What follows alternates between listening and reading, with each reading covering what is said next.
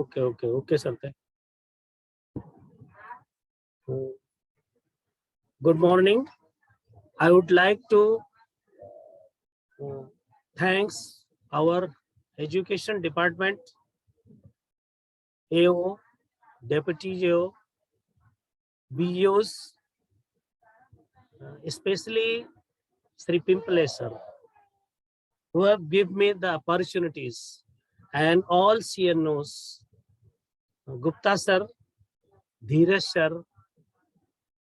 I would like many thanks to you to give me the opportunity. Good morning, students. I hope that you are fit and fine in this pandemic situation and ready to take the class, online class. Today, I would try to give you, we will learn information transfer, a composition topic, information topic of information topic, information transfer. This topic is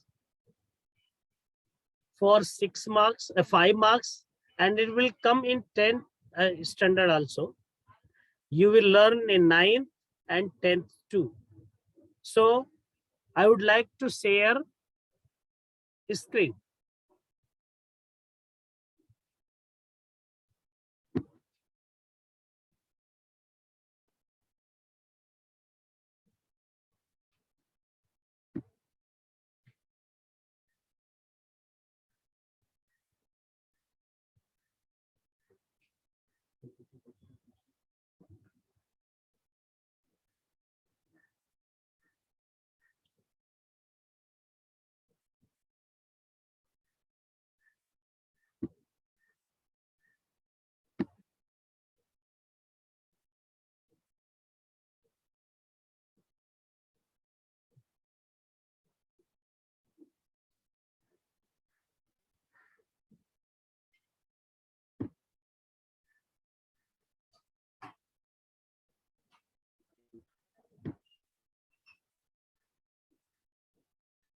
I am S.V. Pal, Shyambali Pal from Bikroli Parkside Hindi Secondary School. And today's topic is information transfer. हम आज information transfer के बारे में पढ़ेंगे, जो 9th में पढ़ेंगे और 10th में भी दोनों में आएगा। ये कंपोजिशन की टॉपिक है, ये दोनों में आएगा। तो हम इसको अच्छी तरह से पढ़ लेंगे ताकि ये इस साल ही काम न आए, अगले साल भी अच्छी तरह से बोर्ड में या हम और एग्जाम में इसको अच्छी तरह से लिखेंगे। तो अपना प्रैक्टिस एग्जाम में इसमें अच्छी तरह से सीख ले और इसको लिखने की कोशिश करेंगे हम। तो इंफॉर्मेशन ट्रांसफर में क्या होता है बेटा, किस तरह से मार्क्स आते हैं, किस तरह से आपके, हाँ, इसको कहा गया है कि सेक्शन, पहले सबसे पहले सेक्शन, ये कौन से सेक्शन में आता है, सेक्शन वाइज डिवाइड है आपको, फर्स्ट सेकंड थर्ड, ये 5th सेक्शन में राइटिंग स्किल में आता है। 4th सेक्शन से राइटिंग स्किल चालू हो जाता है। 4th सेक्शन में आपको लेटर राइटिंग रहेगा और डायलॉग राइटिंग रहेगा। बट जैसे ही 5th सेक्शन में आएंगे और क्वेश्चन नंबर 6 हो जाता है, इसमें राइटिंग स्किल में आता है। और इसमें टेस्टिंग आइटम्स क्या क्या होते हैं, इसमें 6A का क्वेश्चन 6A में रहेगा, A1 और A2 दो रहेगा, इसमें से आपको एक करना है। और उसमें भी जैसे A6A है इंफॉर्मेशन ट्रांसफर, उसमें नॉन वर्बल टू वर्बल, या फिर एक दूसरी टॉपिक और उसी में आएगी वर्बल टू नॉन वर्बल। ये दोनों 5 मार्क्स के होंगे, 5 मार्क्स के होंगे, और इसका समय कम से कम 15 मार्क्स में आपको पूरा करना चाहिए। पूरा करेंगे तब आपको 1 घंटे में, आप 3 घंटे में आपका पेपर कंप्लीट हो जाएगा। 15 से 18 मिनट ले लीजिए, इससे ज्यादा लेंगे तो आपको प्रॉब्लम होने लगेगी। ये इंफॉर्मेशन ट्रांसफर है। इंफॉर्मेशन ट्रांसफर में दो पार्ट होती है, A1 A2, इसी में ही दोनों में आर रहता है। या तो आप नॉन वर्बल से वर्बल करिए या वर्बल से नॉन वर्बल करिए, दोनों आपको ऑप्शन दिया रहेगा, जो आपको इजी लगेगा वो करिए। इसके बाद इसी का बी पार्ट आता है, B1 B2, वो भी 5 मार्क्स का होता है, उसमें भी कोई एक करना होता है। तो हम आज ए पार्ट का इंफॉर्मेशन ट्रांसफर पढ़ेंगे, उसमें non verbal to verbal first and second जो है वर्बल टू नॉन वर्बल करेंगे। अब क्वेश्चन इस तरह से रहेगा, question number 6A information transfer, जो 5 नंबर का होता है। A1 non verbal to verbal. पहले नॉन वर्बल का मतलब समझिए। नॉन वर्बल मतलब क्या क्या होता है। You will be given some non verbal information in the form of wave. आपको वेव में आएगा वो नॉन वर्बल इंफॉर्मेशन, जो इंफॉर्मेशन है वो नॉन वर्बल में वेव में आएगा। एक कोई टेबल रहेगा या टी डायग्राम रहेगा या फ्लो चार्ट रहेगा या पाई डायग्राम रहेगा, इन्हीं में से कोई एक रहेगा, या कोई एक पैराग्राफ दिया रहेगा या फिर एक लाइन दिया रहेगा, उसमें आपको करना होगा। इस तरह से मोस्टली इसी में से आता है। वेव आए, टेबल आए, टी डायग्राम आए या फ्लो चार्ट आता है। आप कंप्यूटर में जाएंगे तो फ्लो चार्ट आपको मिलेगा, मैं बताऊंगा, एक एग्जांपल दिया हूँ। ये पाई चार्ट होता है, ये पाई चार्ट में आता है इसे। इसकी कैसे मार्किंग शेयर होता है। जब आप लिखते हैं तो सबसे पहले टाइटल दिया जाता है, जो हेडिंग जिसको आप बोलते हो, वो हेडिंग 1 नंबर का रहेगा। आप हेडिंग लिखा आपने, 1 नंबर आपका फिक्स हो गया। यूज ऑफ गिवन पॉइंट्स, अब जो जो पॉइंट्स आपको दिए हैं उसके आपने यूज, छोटे छोटे सेंटेंस बना के आपने उसको डिक्टेट किया है, उसको आपने लिखा है, तो वो 2 मार्क्स में काउंट किए जाएंगे, 2 मार्क्स का उसके लिए होगा। और इसमें जो ग्रामर है, जैसे present tense, past tense, future, उसके अलग अलग जो ग्रामर्स हैं, उसमें आप अगर ग्रामर का ध्यान दिया तो 1 मार्क्स का होगा। और अप्रोप्रिएट बिगिनिंग एंड कंक्लूजन्स, आपने अच्छी तरह से शुरुआत किया और उसका एंड किया तो आपको 1 मार्क्स उसका रहेगा। शुरुआत कैसे होगी वो मैं बता रहा हूँ, तो उसको आप अच्छे से करो और एंड अच्छे से करो, उस पर भी 1 नंबर काउंट होता है। इस तरह से मिला के आपके कुल 5 नंबर के होते हैं बेटा। इसमें कम से कम आप अगर अच्छे से कोशिश करोगे तो 4.5 से कोई कम देगा ही नहीं। इवन 5 में 5 नंबर मिलता है, मैं ट्रिक बता रहा हूँ, उसमें 5 में 5 नंबर आप ले सकते हो, नो डाउट। अब आता है आपका question A, right a paragraph. ऐसा क्वेश्चन दिया रहेगा आपके किताब में, जो आपको दिया है वेव, ये वेव है। राइट एक पैराग्राफ, आपको एक पैराग्राफ लिखना होगा। ये नॉन वर्बल से वर्बल में लिखना होगा। नॉन वर्बल का मतलब हेडिंग टाइप में, ऐसे पॉइंट टाइप में दिया रहेगा। वर्बल मतलब पूरा पैराग्राफ टाइप में लिखना होगा। अब पैराग्राफ आएगा उसको वर्बल बोलते हैं, उसको नॉन वर्बल में बनाना होगा। अब मुझे आशा है कि आप समझ गए होंगे। Right a paragraph on the use of mobile phones with the help of following diagram या फॉलोइंग वेव। ये वेव है, ठीक है। इसमें मोबाइल फोन है, आप अच्छे तरह से इसको पॉइंट्स को पढ़ो। इसमें देखो कैमरा है, इसके बाद रेडियो है, जो एफएम वगैरह रेडियो, आप कंप्यूटर, आप मोबाइल फोन यूज कर रहे हो, बड़े लकी हो कि आपको ऑनलाइन क्लास भी लिया जा रहा है। बहुत सारी जो फंक्शन आपने सुना था या आप जाने नहीं थे, उसको आप जान गए इस ऑनलाइन क्लासेस में। इंटरनेट से कनेक्ट होते हैं, एसएमएस तो जानते ही हो आप, अच्छी तरह करते हो। कंप्यूटर नेटवर्क, कंप्यूटर से भी इसे जोड़ा जा सकता है। म्यूजिक आप सुनते ही हो, म्यूजिक सुन सकते हो, इससे वॉइस मेल भेज सकते हो। और सोशल मीडिया आप जानते हो, सोशल मीडिया से आप यूज कर रहे हो, व्हाट्सएप है और ये आपका ट्विटर है, ये सब जो है वो सोशल मीडिया है, आप उसमें भेज सकते हो, कर सकते हो। तो ये इतना दिया रहेगा। अब आपको आंसर में लिखना है, ये जो 1 नंबर का मैंने बताया कि आपको टाइटल लिखेंगे, हेडिंग डालेंगे। क्या हेडिंग डालेंगे? The use of mobile phones, ये आप हेडिंग डालेंगे, आप 1 नंबर फिक्स। अब आपको कैसे स्टार्ट करना है।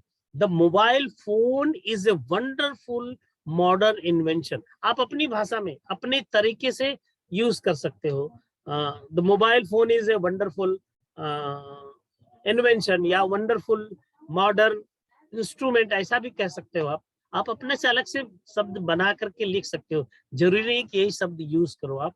हमने ऐसा बताया है, ऐसा लिखा है, तो आप इसको आप लिखो, mobile phone is a wonderful, या mobile phone is a very important our life, या ऐसा कर सकते हो आप, इसे लिख सकते हो is a very good for our learning, good for इंसान, ऐसा कुछ आप लिख सकते हो।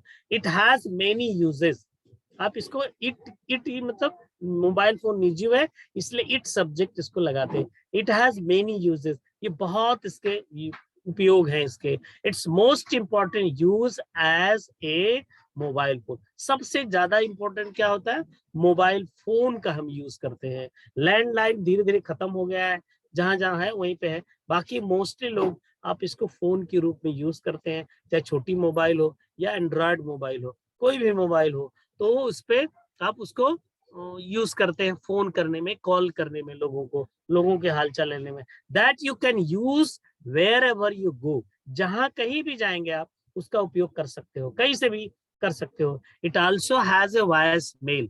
अब वॉइस मेल में आएंगे, आपने मोबाइल फोन का यूज किया, वॉइस मेल देखो, वॉइस मेल हम भेजते हैं, किसी का नहीं कोई फोन उठाया तो वॉइस मेल भेज देते हैं। इस मोबाइल फोन में it has also a voice mail facilities, उसे वॉइस मेल फैसिलिटीज भी है, which help you record phone calls.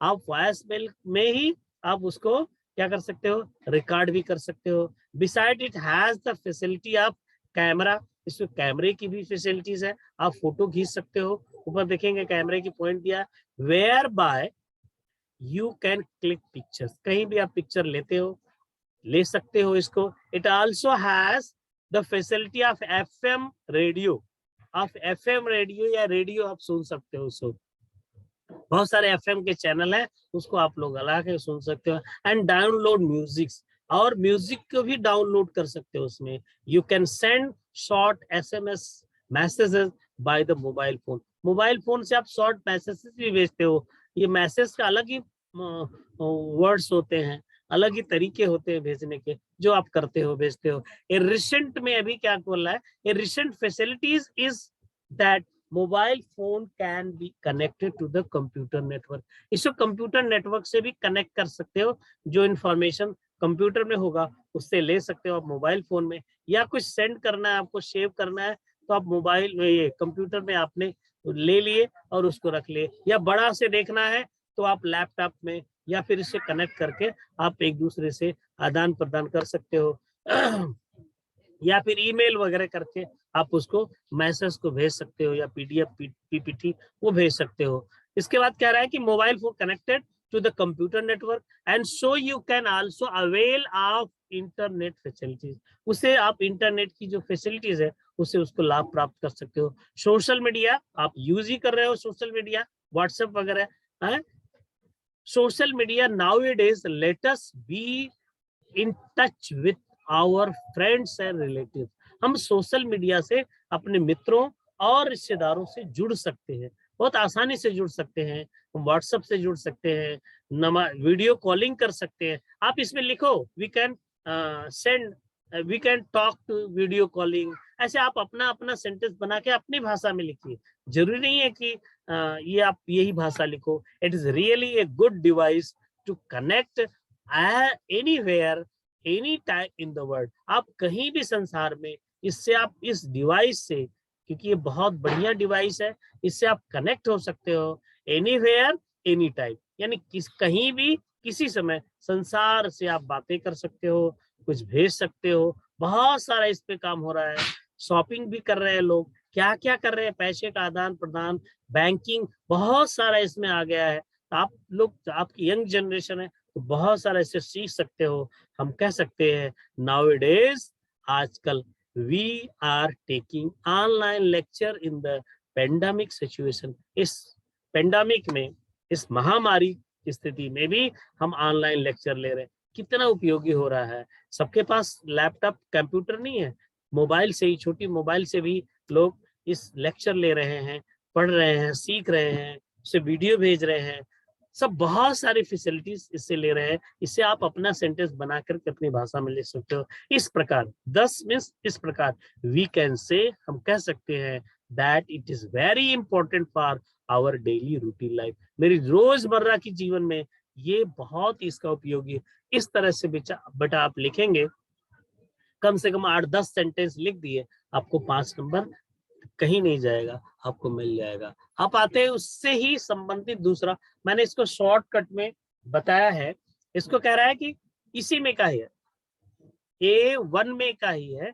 ये इस तरह का एक और हमने एग्जांपल दिया है। राइट ए पैराग्राफ, आपको एक पैराग्राफ लिखना on Amla with the help of the following tables. इस टेबल में से आपको ये एक आमला के बारे में कुछ इंफॉर्मेशन दी गई है, क्या उपयोग है इसका, किस तरह से इसका हम उपयोग करते हैं, किस तरह से हम इसका है, इसमें जो पॉइंट्स दिया हुआ उसके लिए। Properties of Amla, properties Amla के क्या गुणधर्म है और उसकी यूजेस क्या है, ये इस तरह से दिया है। पहला है न्यूट्रिशन, विटामिन सी। इसमें न्यूट्रिशन क्या है, वो है help to improve immunity of body and give physical strength. माने हमारी इम्यूनिटी को, हमारे शरीर की जो इम्यूनिटी है उसमें इम्प्रूव करने में मदद करती है और हमें फिजिकल शारीरिक शक्ति देती है। दूसरा पॉइंट है हेल्थ बेनिफिट्स। हमें हेल्थ बेनिफिट्स में क्या, स्वास्थ्य वर्धक क्या क्या है। It's act a diuretic and laxative, मतलब ये हमें जो मूत्र होता है उसमें मूत्र पिंडली में भी हमें मदद करती है, जो कि लैटरेटिक होती है, जो हमारे जो उसको फाड़ करके यानी बहुत बढ़िया से उसको साफ करती है। It is used to the treat constipation, हमें कब्ज को भी इसका उपयोग होता है। And it can be cure insomnia, हमारी जो इंसोमेनिया है, हमारी जो अनिद्रा है या हमें कम नींद आती है, ये भी उसमें आंवला का भी उसमें उपयोग होता है। आयुर्वेदिक मेडिसिन, ये आयुर्वेदिक मेडिसिन है, इससे कोई नुकसान नहीं होता है, आपको बहुत ज्यादा फायदा नहीं होता, नुकसान भी नहीं होता। आंवला, आंवला जो आप खाते हो उसको traditionally use for the treatment of scoff, यानी ये स्कॉफ के लिए, इसका मतलब होता है आपको ये झुर्रियां जो होती हैं, जो आपके चेहरे पे आ जाती, उसके ट्रीटमेंट करने में आता है। It is very helpful for hair, hair के लिए, बाल के लिए बहुत ही उपयोगी होता है। और कूलिंग एजेंट क्या है ये, reduce our effects of sunstroke and sunburn, हमें जो लू से और धूप से, जो धूप होती, तेज धूप होती है या झुलसा देने वाली जो धूप होती है, उससे हमें ये बचाती है। इस तरह से आपको एक पॉइंट दिया गया। अब सब डिटेक्ट करने लगेंगे तो बहुत टाइम लगेगा, दूसरे टाइप का हम नहीं बता पाएंगे।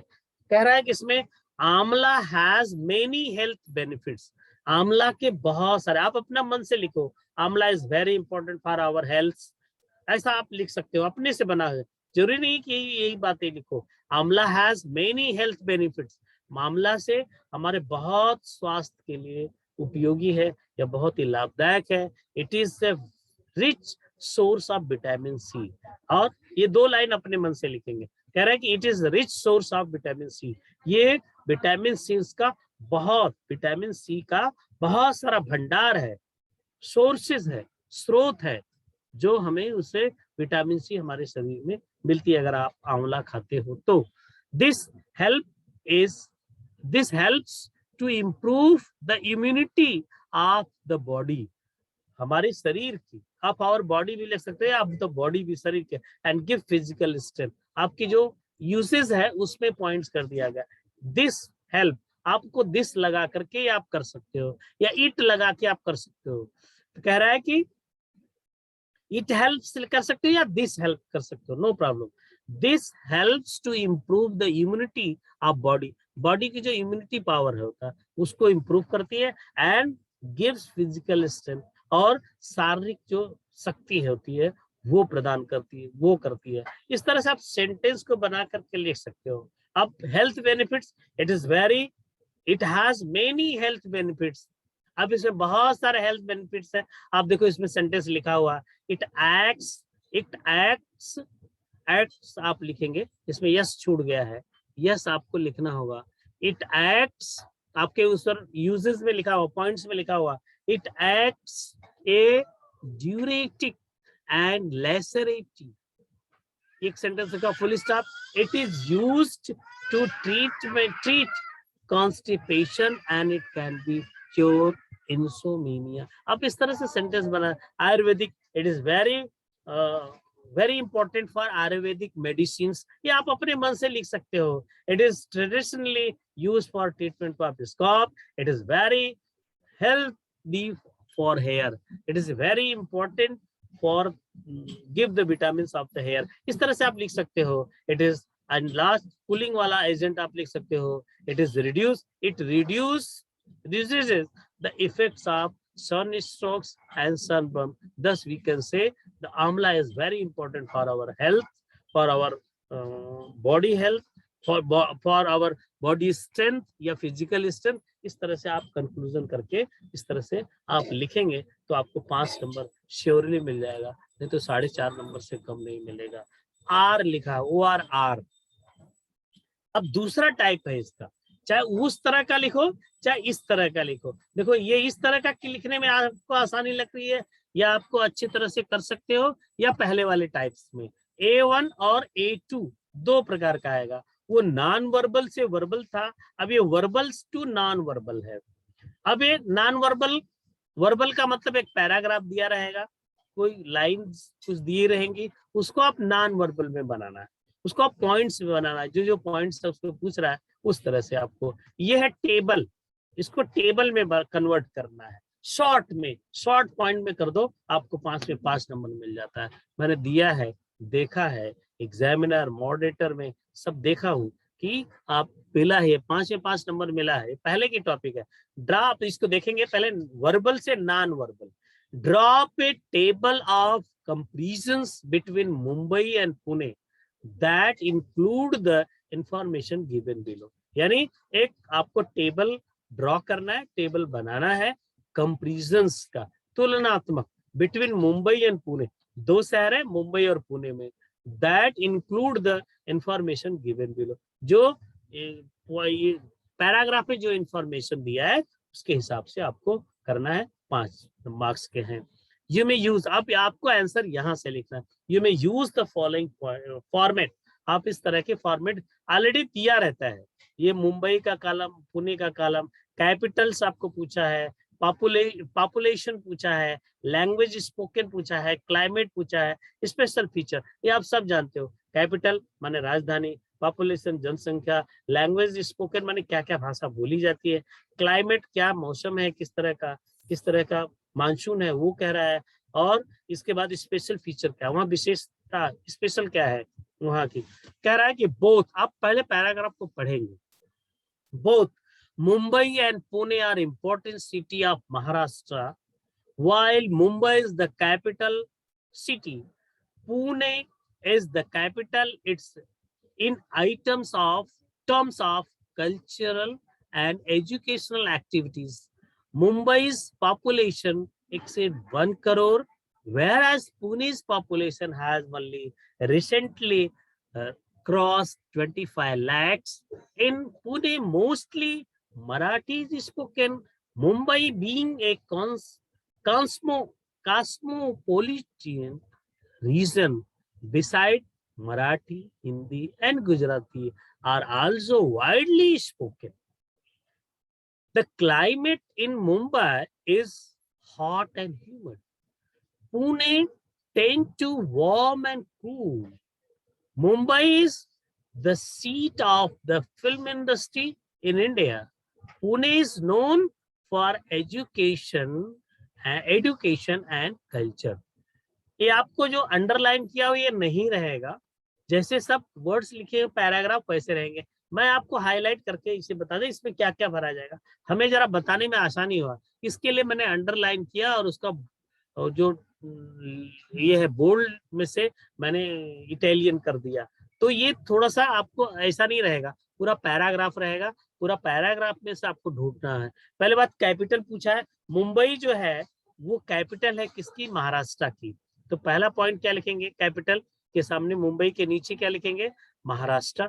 पुणे किसकी कैपिटल है, देखिए आप पढ़ते जाएंगे तो मिलेगा, while Mumbai is the capital city. Okay, इसके बाद Pune is the capital in term of cultural and education.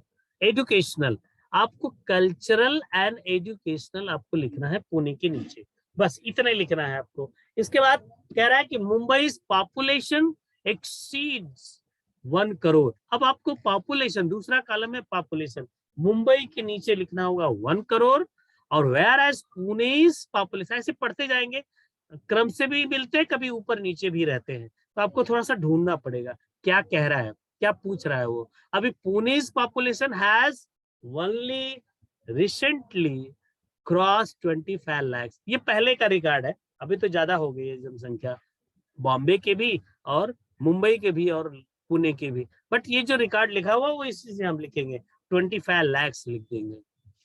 In Pune mostly Marathi is spoken, अब लैंग्वेज स्पोकन में क्या लिखेंगे, पुणे में ज्यादातर मराठी ही बोली जाती है, बट मुंबई में क्या बोली जाती है, Mumbai is being cosmopolitan city है, मतलब ये पूरा मिक्स शहर है, इसमें मराठी, हिंदी, गुजराती भी बोली जाती है बड़े पैमाने पर। द क्लाइमेट इज, अभी आता है 1 2 3 4 पॉइंट्स आता है, क्लाइमेट मुंबई की कैसी है, हॉट एंड ह्यूमिड है।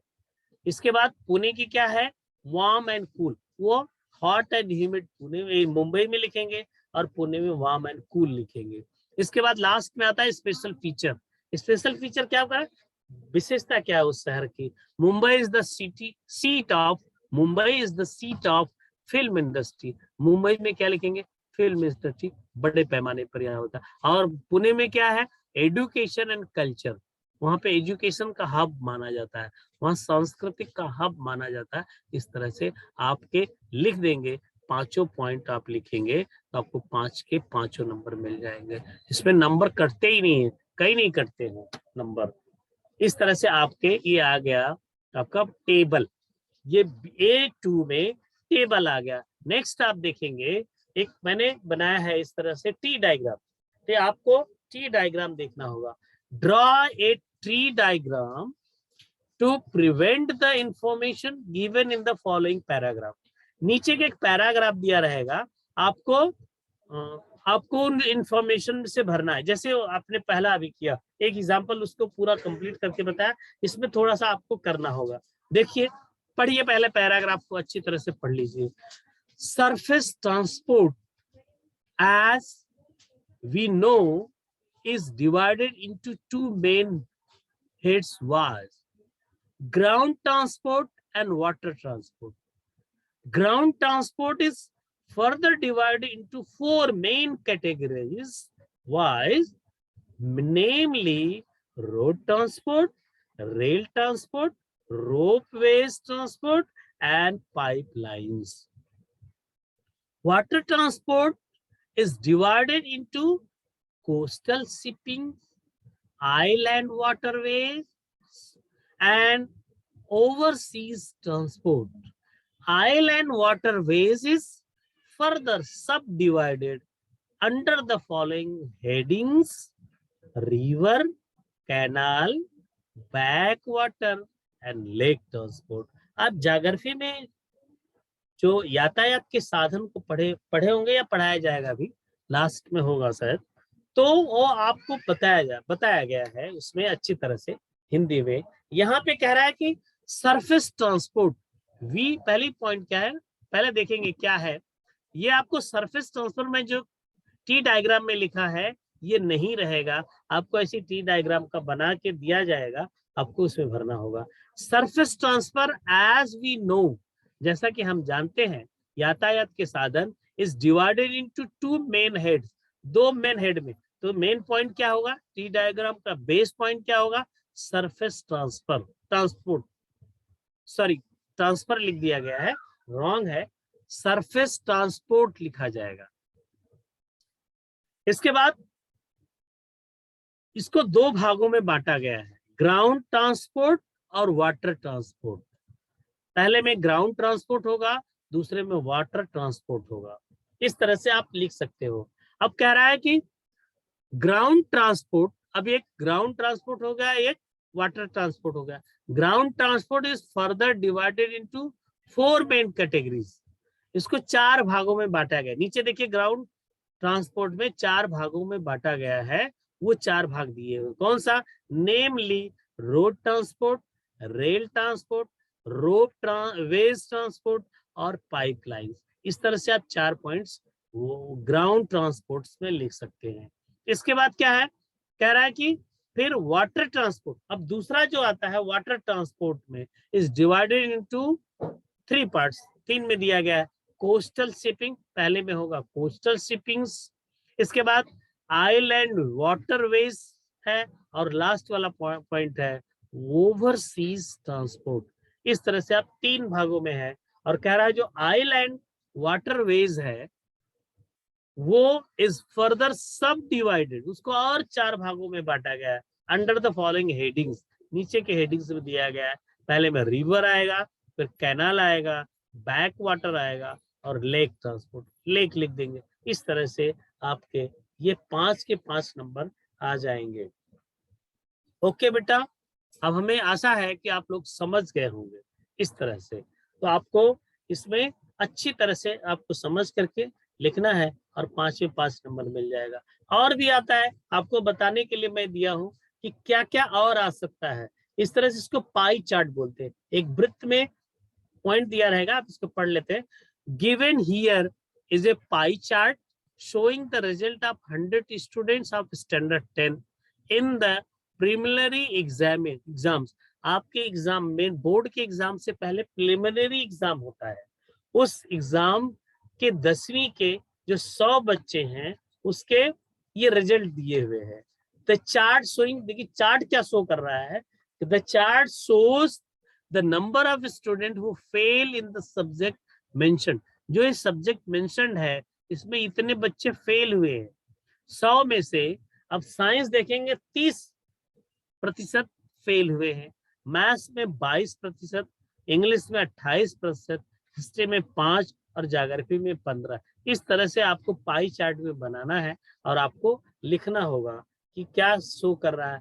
This pie chart showing the result of 100 student of standard 10 in the preliminary exam.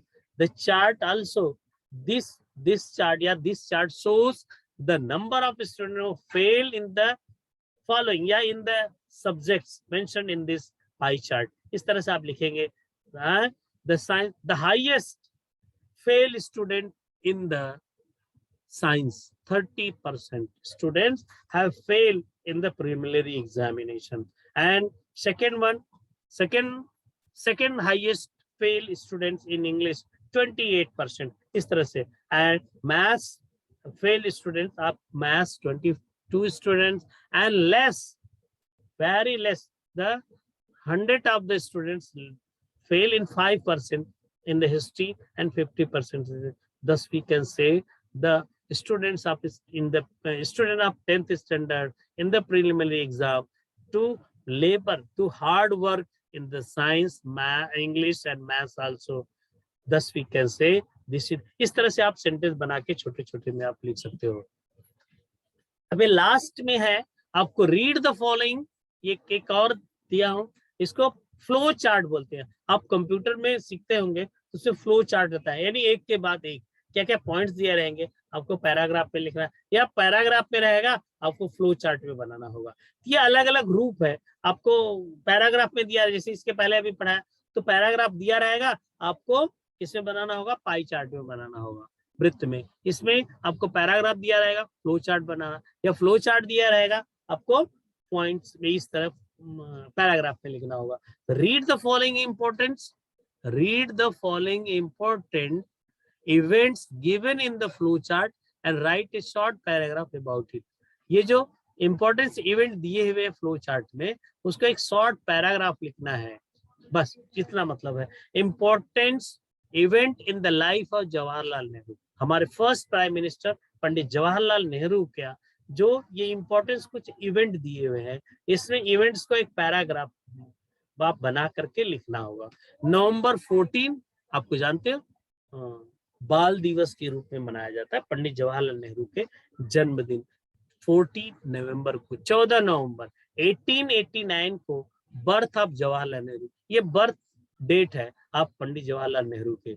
1905 में study in Harrow school and then Harvard school and then at the university of Cambridge, यानी Harvard school में पढ़े थे, और उसके बाद ये सब यूके के हैं, इंग्लैंड के हैं ये सब, और यूनिवर्सिटी जो कैम्ब्रिज है उसमें उन्होंने डिग्री का कोर्स किया है। इसके बाद 1912 में वो return to India and practice law, और वहां पे मतलब वकालत पढ़ के आए, और इंडिया में जब 1912 में आए तो यहाँ पे लॉ की प्रैक्टिस करने, वकालत करना शुरू कर दिए।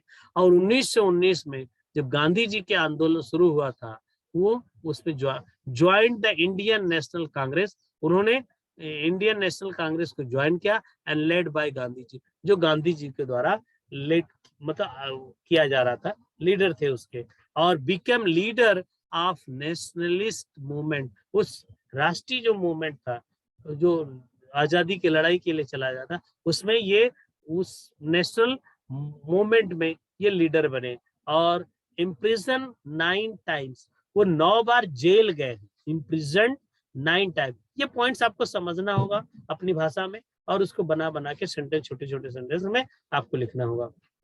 1929 टू 1931, 1929 से 1931 तक serve as a president of Congress party 6 time, 6 बार उन्होंने जो कांग्रेस पार्टी का प्रेसिडेंट थे, अध्यक्ष थे, वो 1929 से लेकर 1931 में 6 बार हुए थे। और इसके बाद क्या है, August 1947 elected as the first prime minister of independent India, स्वतंत्र भारत। अगस्त 1947 में ये प्राइम मिनिस्टर के रूप में इनका वो सेलेक्ट हुआ, इलेक्टेड किए गए, चुने गए। ये इस तरह से फ्लो चार्ट दिया है, आप इसको स्टार्ट कर सकते हो। Our first prime minister Pandit Jawaharlal Nehru was born November 14, 1889, and इस तरह से, and his education of schooling education in 1905 in Howard School, and then he joined the University of Cambridge and there take a graduation and law degree. 1914 he returned to India and start to practice of law. इस तरह से आप छोटे छोटे sentence बना करके लिख सकते हो। He joined the Congress, National Congress, Indian National Congress movement led by the Gandhi Ji. He joined in 1919. फिर become, and then he become a leader of the nationalist movement, and he goes many times, 9 times in the jail for the national movements. इसके बाद he was made the president. He served the president of Congress party in 6 times, 1929 to 1931. And at last, when the our country become freedom, independent, he became the first elected Prime Minister of India. Thus, we can say is the very struggle of life. He had done a lot of for our India, our country. इस तरह से आप अपने बना करके लिख सकते हो। और आपको इसमें लिखने में थोड़ा सा कहीं ग्रामर में मिस्टेक हो सकती है, कहीं आपको सेंटेंस में, वर्ड्स में मिस्टेक हो सकती है, बट जो आपको वर्बल से नॉन वर्बल बनाना है, मेरी समझ से आपको जैसा लगे वो आप लिखिए। नॉन वर्बल से आपको ये लिखने में आसानी रहेगी और उसमें मार्किंग फुल मिलती है। इस तरह से हम कह सकते हैं कि आपको 5 में 5 नंबर मिल सकते हैं। ठीक है, हेलो, कुछ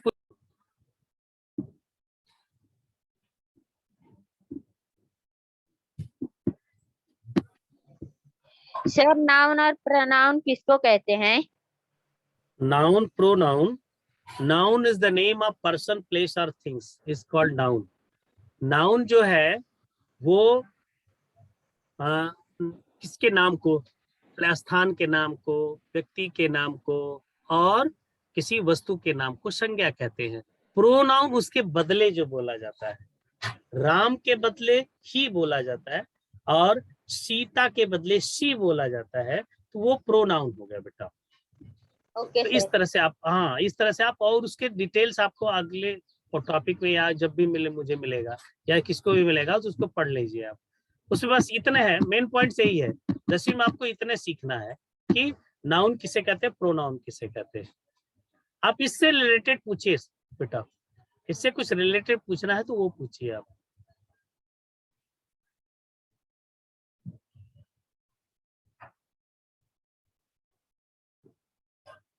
हेलो सर।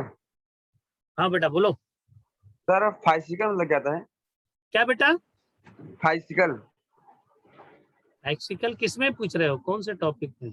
फिजिकल होता है ना, FHYCSICAL। एक मिनट, क्या क्या बोल रहे हो? बाइसिकल? हाँ सर। बाइसिकल कहाँ से ला दिए? सर उसमें है ना, फिर फाइसिकल मीनिंग है। कौन से में बेटा, कौन से टॉपिक में था? मोबाइल फोन में था या इसमें था, ट्रांसपोर्ट में था, किसमें था?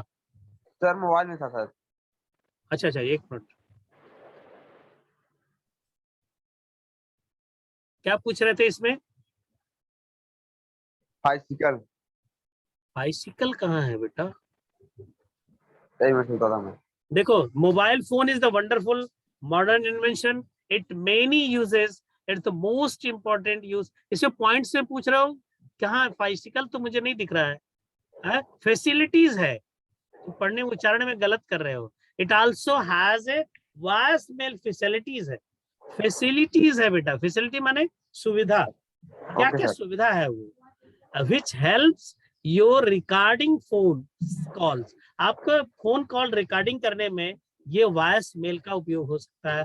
वॉइस मेल भेज भी देते हो आप, कोई अपना जो मैसेज होता है वो वॉइस मेल भी भेज देते हो, और बहुत कुछ जानते हो बेटा इसमें।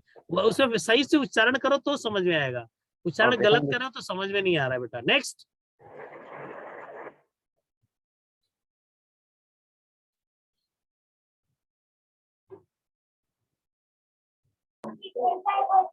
सर वर्बल और नॉन बताइए ना। क्या बेटा? वर्बल और नॉन वर्बल। हाँ, वर्बल से नॉन वर्बल। ये जो ना वर्बल से नॉन वर्बल है, जैसे आप एक ट्रांसपोर्ट का ले लो, ट्रांसपोर्ट वाला देखो ये ना वर्बल से नॉन वर्बल है। या आप इसके पहले एक टॉपिक दिया था मैंने, ये आपको और आसानी से समझ जाएगा। देखो ये, जरा आवाज बगल में बोलो, कम करें। देखो, मुंबई और पुणे दो शहर दिए हुए, इनसे कंपैरिजन करना है, और पैराग्राफ में जो दिया है नीचे पॉइंट्स दिया है, इसके आधार पे आपको चुन के लिखना होगा। Both Mumbai and Pune are important city of Maharashtra. कह रहा while Mumbai is the capital city, किसकी है? मुंबई किसकी कैपिटल है? महाराष्ट्र की। महाराष्ट्र की राजधानी है मुंबई। और पुणे किसकी राजधानी है? Education, sorry, culture and educational के लिए है ये, वो जाने जाती है, नाम जाना जाता है। यहाँ पे जनसंख्या कितना वो लिखा हुआ है। इसके बाद लैंग्वेज कौन सी बोली जाती है? आप मुंबई में देखेंगे मराठी, हिंदी, गुजराती और भी कन्नड़, कई भाषाएं बोली जा सकती हैं, बोली जाती हैं। लेकिन पुणे में क्या है? मराठी। जो इसमें पैराग्राफ में लिखना है वो ही लिखना है आपको, मराठी, मतलब मराठी उसमें लिखा है। बड़े पैमाने पर या ज्यादातर मराठी बोली जाती है। इसके बाद क्लाइमेट यहाँ की बोल रहा है, the climate of Mumbai is hot and humid. तो हॉट एंड ह्यूमिड लिखो, मैं अंडरलाइन कर दिया हूँ इसको ना इजिली समझने के लिए। और ऐसा अंडरलाइन रहेगा नहीं, ऐसा बोल्ड इटैलियन ये सब रहेगा नहीं, सब एक ही जैसे रहेगा। आपको उसमें से ढूंढ करके लिखना होगा, एक बार पढ़ना होगा। तो पुणे की क्या क्लाइमेट है? वार्म एंड कूल है। लेकिन मुंबई की जो किसके लिए जानी जाती है, स्पेशल फीचर क्या है? फिल्म इंडस्ट्री के लिए। और पुणे किसके लिए जाना है? एडुकेशन और कल्चर के लिए जानी जाती है। बस इतना लिखना है, इसमें 5 से 5 नंबर मिलेगा। ये तो मुझे बहुत अच्छी लगती है, लेकिन अब आपको समझ में आना चाहिए। इसमें कोई मिस्टेक हो जाएगी तो कट भी जाता है नंबर, लेकिन आप सही सही से लिखोगे आपके 5 में 5 नंबर मिलेंगे। पैराग्राफ में जैसे कमजोर बच्चे हैं जो नहीं कुछ इसमें गलत कर सकते, क्योंकि इसमें मैथ्स जैसा नंबर मिलेगा, सही तो फुल मार्क्स, गलत तो 0 मार्क्स मिलेगा। बट अब पैराग्राफ जब लिखेंगे आपने तो उसमें कुछ न कुछ नंबर देना ही देना है। जो भी छोटी मोटी हेडिंग आपको आती है वो लिखेंगे। अब आप देख लीजिए दोनों में से कौन सा है, verbal to non verbal easy है या non verbal to verbal easy है। जो आपको लगे बढ़िया से वो लिख दो, लेकिन दोनों में से एक ही लिखो, यानी कि दोनों लिखने लगे। दोनों लिखने लगते हैं तो क्या होता है, समय वेस्ट होता है। अगला जो टॉपिक होता है, अगला जो क्वेश्चन होता है वो छूट जाता है। और इसको एक टॉपिक को अच्छे से लिखेंगे, जो आपको एक बार समझ लो तो उसको पूरी तरह से लिखो। और कोई? सर ये सब पेपर में आएगा ना? हाँ, क्वेश्चन नंबर 6 है बेटा। जब 18 नंबर के पेपर होंगे तो उसमें क्वेश्चन नंबर 6 जो होगा वो आएगा, क्वेश्चन नंबर 6 का मैं बताता हूँ। हाँ, ये इसमें जो है, ये इसमें बताया आपके सेक्शन वाइज रहेंगे। आपको लैंग्वेज स्टडी रहेगा, फिर सीन पैसेज रहेगा, फिर अनसीन पैसेज रहेगा, सीन पोयम रहेगा, फिर इसके बाद आपको आएगा लेटर राइटिंग आएगा, फिर इसके बाद ये कंपोजिशन में आएगा, ये राइटिंग स्किल्स में आता है। राइटिंग स्किल्स जो 5वां सेक्शन आएगा, 5वां विभाग आया। लेकिन क्वेश्चन नंबर 6 A1 और A2 ये दोनों रहेगा, दोनों में से कोई एक लिखना होगा 5 नंबर का। और इसको 15 से 18 मिनट, 15 से 20 मिनट के अंदर में करने की कोशिश करिए। मुझे लगा 8 से 10 मिनट आएगा आपको, जैसे मुंबई पुणे वाला दिया है तो आप 10 मिनट में भी कर सकते हो। छोटी सी पैसेज आएगा, आप 10 मिनट में कर सकते हो, एकदम इजी है। लेकिन 15 मिनट 20 का टाइम रखा हूँ, न ज्यादा न कम, इस तरह 15 मिनट में आप कंप्लीट कर सकते हो। तो और आपको जब पूरा पढ़ाया जाएगा, कौन सी टाइम मैनेजमेंट जब पढ़ाया तो उसमें बताया जाएगा ये कि कितने मिनट में कौन सा क्वेश्चन करना चाहिए, कितने फास्ट करना चाहिए। आपको प्रैक्टिस, ये 9th में है तो 9th में इतना वैल्यूज नहीं लेते हैं लोग, ले वो हल्के से लेते हैं, बट 10th में इसका बहुत इंपॉर्टेंट होता है कि विद इन टाइमिंग आपको पेपर कंप्लीट करना है। ठीक है, इस तरह से आप पेपर लिखेंगे तो हो जाएगा। और कोई? Hello sir. हाँ बेटा। सर आपने जितना भी पढ़ाया सर, इसमें से कोई भी लिख सकते हैं ना एक पेपर में? कोई एक लिखेंगे, जिसमें ये 6A और A1 A2 दो है।